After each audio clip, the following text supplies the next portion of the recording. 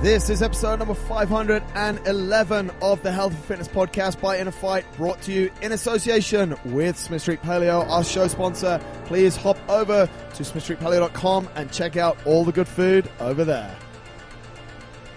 Welcome back to another edition of the show, folks.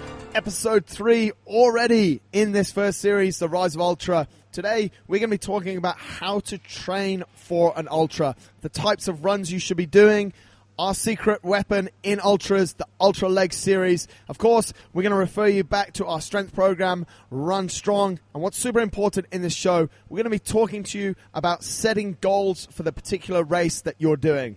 This is episode 3. If you've missed episode 1, it was all about what an ultra actually is. Episode 2 is we spoke about why ultra is rising. Why are people getting into ultras? And today, we're talking about how to train for it.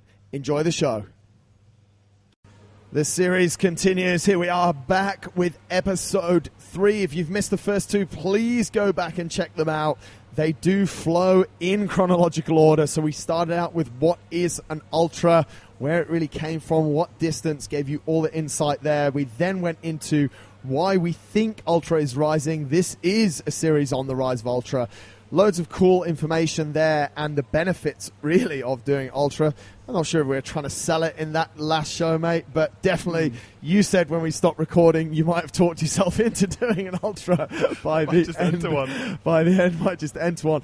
This is episode 3, and it's probably been on your mind. How do we train for these things? Mate, how does one train to run 250k? I love it. I love looking at training for ultras, because you've obviously going to give yourself a good amount of time to train for it. Yeah. I think you can't just go, I ran 5k last week, I'm going to do an ultra next month. Right. It just doesn't work like that. Right.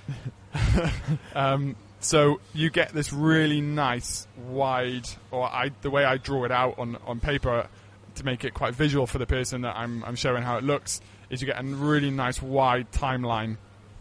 And what we get from that timeline is almost like an elevation chart of the route map. And you can dot along the way at certain points where you need to be. So the end goal is 250k. Well, in 3 months' time, we need to be at 100. I've got to interrupt you here, mate. I've just pulled out a chart, which if you're watching the YouTube version, this is how the first meeting for an ultra race looks like with us. Exactly. And the client actually understands it. And if you're not watching, I might post one of these in the show notes, or maybe it should stay confidential. So, right, there we go. There we go. So then you get to really focus on certain sort of stages within the training of the ultra, if you like. So it's almost like the training is like a stage race for a race. And I think that is a really nice thing to have, certainly for the coach, but also for the athlete, to not just feel like they're completely overwhelmed with all this training. Yeah, that's what I was going to say, mate. I think that's one of the biggest things that I've seen.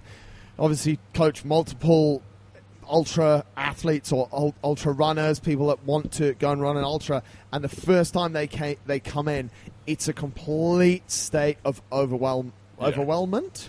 Not really, but overwhelming. They're overwhelmed. You guys get it. You understand what I'm saying. They're absolutely overwhelmed at the start, mate. They're like, and I remember it from when I registered for my first ultra as well. It's like, what do I do? When do I do it? How do I do it?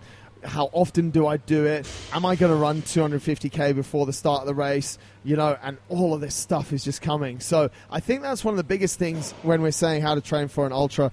You can go out and you can read a lot of information, and I really encourage people to do that.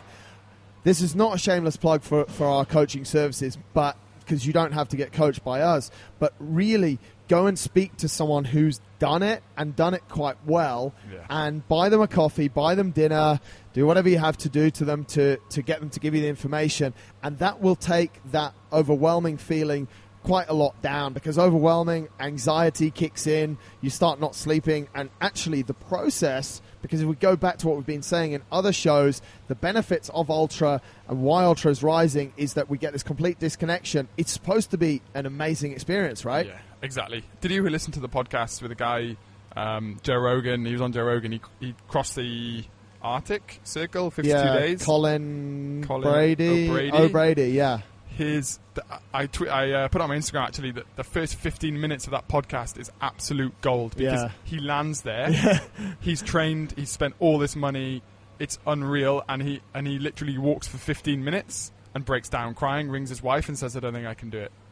The funniest thing is she says, literally, strap us on, son, you're there. And 52 days later, he's at the he's end. done it and set a new record. And that's what ultras are like. Yeah, absolutely. Mate, some of the terrain that we're going on needs a lot more than just urban running, leg programming, leg strength.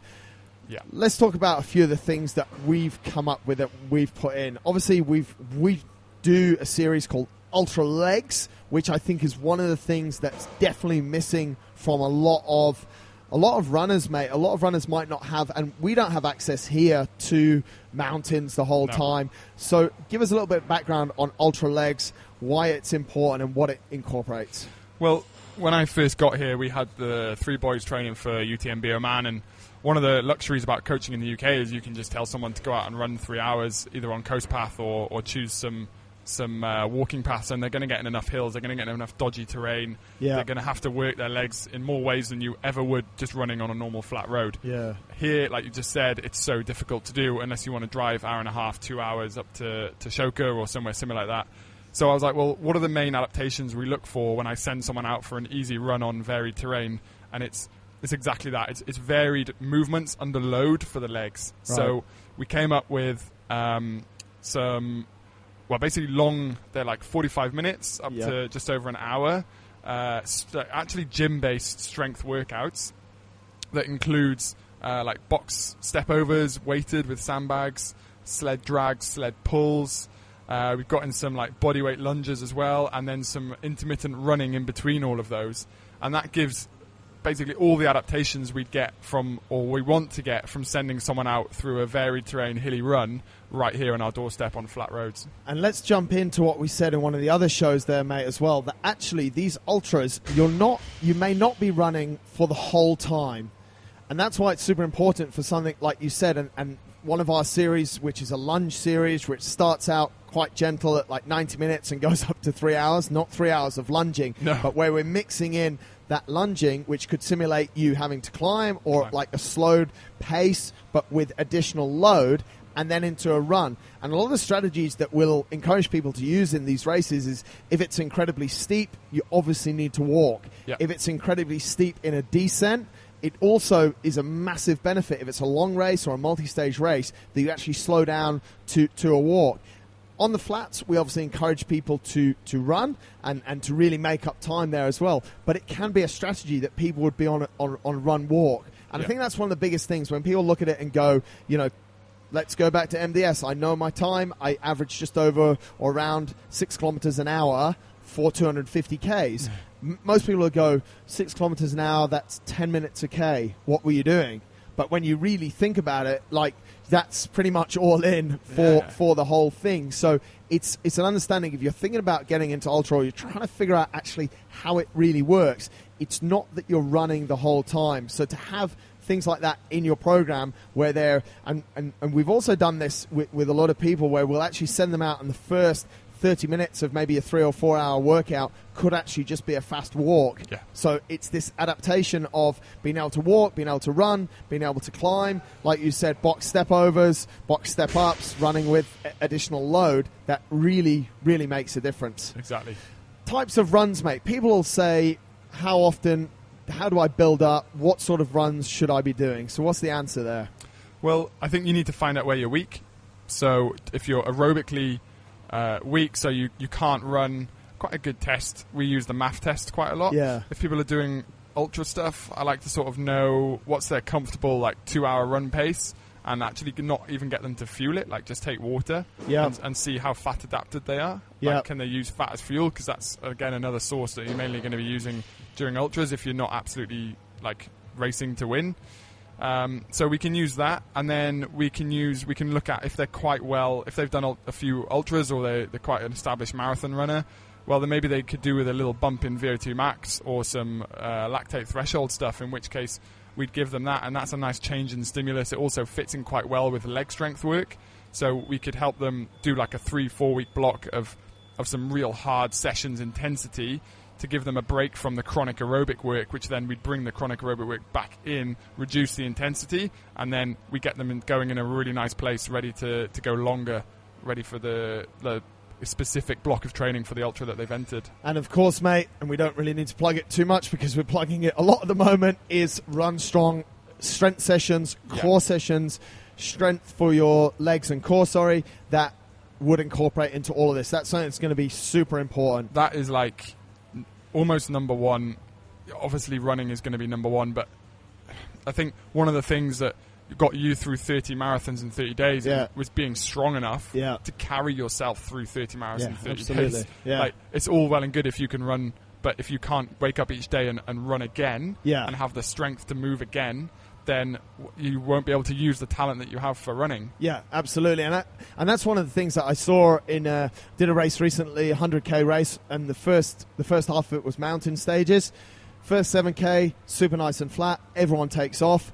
First climb, I pass half a dozen people, because which is crazy and so much different to cycling as well, in that when I'm going up at 90 kilos, because my legs are strong, I'm actually passing guys that are 70 kilos and should be climbing a lot faster than I'm climbing.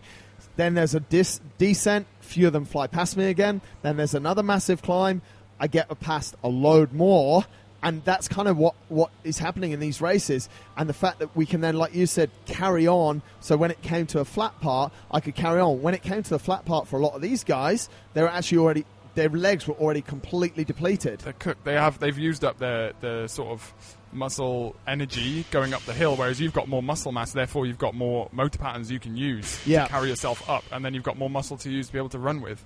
So if you're thinking about how to train and you're not attacking those different areas, just to make it crystal clear, the way that we're doing it there, we've put in these runs which have varying loads and speeds in what we call ultra legs. We use our Run Strong program with all of our clients, and we also are varying the types of runs depending on the runner. Yeah. Mate, something that's super important, we want to bring it in at this part of the series, is understanding people's goals for these races. You get a lot of people that will say, I want to race or I just want to finish. Can you define for us what the difference is there, and then maybe what the difference in approach to training should be? I think people say they just want to finish when they're apprehensive of even getting to the start line. And I think it's more than okay to have a goal of just wanting to finish. I think it's absolutely fine. It's normally what we hear from most people who are beginning their ultra running journey. You then get the guys who have specific goals of wanting to get UTMB points or come top 5 or have certain time goals, and that's where you need to become a lot more dialed in with training and become a lot more dialed in with yourself, actually, knowing your body, because nothing ever goes to plan or nothing goes perfectly to plan in an ultra. So we sat down for your last race, mate, and made a plan, and we sort of planned up to about halfway, and then we estimated what we might think happen for the second half, and that's all you can ever really do. I think you're a very naive coach if you try and plan someone through their whole race, especially in an ultra. And I think that's where people need to understand how these things different. If you're coaching someone or you're running a 10k or a 21k or a 42k out on the tarmac, there's only a few variables that are going to come into play.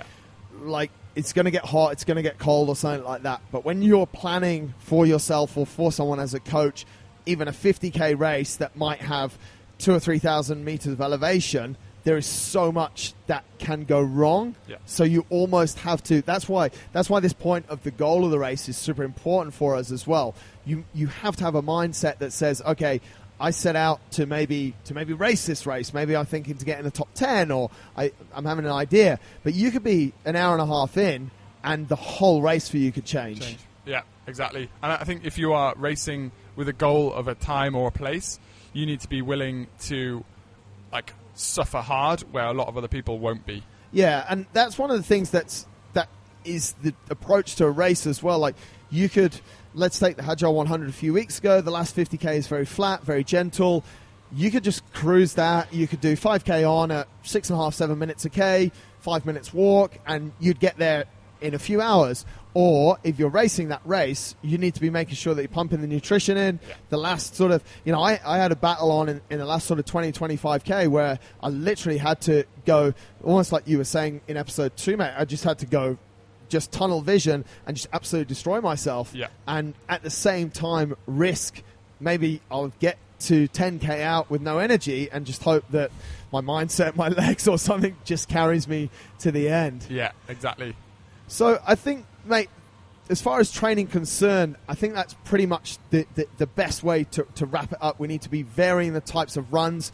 People need to be making sure that they're looking at different elements, leg strength as well, understanding the goal of the race. And I think one of the biggest things that we could do a massive show on this is your administration of the race. I'm just going to finish on this point because, mate, it's so huge. It is. We spoke in show 2 about being a bit minimal, but at the end of the day, even if you're minimal and you're wearing sandals, you need to make sure those sandals work for you. There is nothing worse than waking up on the 4th day of a race and realizing you haven't quite calculated your nutrition properly, or the lace on your sandal has snapped and all this stuff. So I don't want to undersell it, oversell it. I'm just telling you straight in that you need to be a master administrator. If you follow all the training that we've got, and you're awesome at administrating yourself, your bag, your equipment, and everything, you're probably going to dominate in the world of ultra. There's no better way of setting yourself up to win than being prepared. What's the saying? Prepare to fail, fail to prepare. Something like that. Nothing more true than in an ultra. Right? In an ultra, yeah. And I've seen it, mate. I've been on climbs, and even in Hajjar 100 a few weeks ago, in the race briefing, they said the second climb is brutal. It's going to be hot as hell. Make sure you take extra water. And I actually carried a Volvic bottle with me. I actually carried a plastic Volvic bottle for 100K. Whoa. Branding, brand ambassador, all of that. But I had like extra in my pack, and there's a guy on there who was ahead of me, and he stopped on that hill. He was cramping. He was completely buckled. I said, "What's wrong with you?" He said, "I've run out of water." Yeah. Like, he's run out. So you have to be super anal in your administration. Completely, yeah. Completely. Super important. There we go. That is episode 3. Some ideas, some insights in how to train for an ultra. This is the series on the rise of ultra. We have one episode left in the series, how to get involved, coming at you next week. Thanks for tuning in.